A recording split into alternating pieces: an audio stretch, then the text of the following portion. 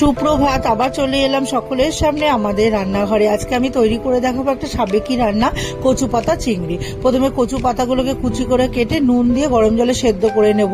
ততক্ষণে মশলাটা করে নেব। আমি সর্ষে, পোস্ত, নারকেল, কাঁচা লঙ্কা, একটু নুন দিয়ে জল দিয়ে পেস্ট করে নেব।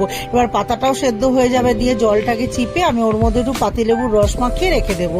তারপর আমি কড়াইতে সর্ষের তেল গরম করে কালো জিরে, কাঁচা লঙ্কা ফোড়ন দিয়ে আর চিংড়ি মাছগুলোকে নুন হলুদ মাখিয়ে দিয়ে দেবো। দিয়ে একটু নাড়াচাড়া করে এবার সর্ষের পেস্টটাকেও দিয়ে দেবো।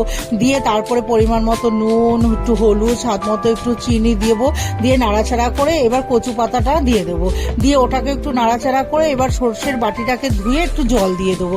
দিয়ে ভালো করে নাড়তে নাড়তে যখন টেনে আসবে তখন কাঁচা লঙ্কা ভেঙে দেবো, পাতিলেবুর রস আর কাঁচা সর্ষের তেল দিয়ে ভালো করে নাড়িয়ে চাড়িয়ে নামিয়ে নেব। তাহলেই তৈরি হয়ে যাবে আমার কচু পাতা চিংড়ি।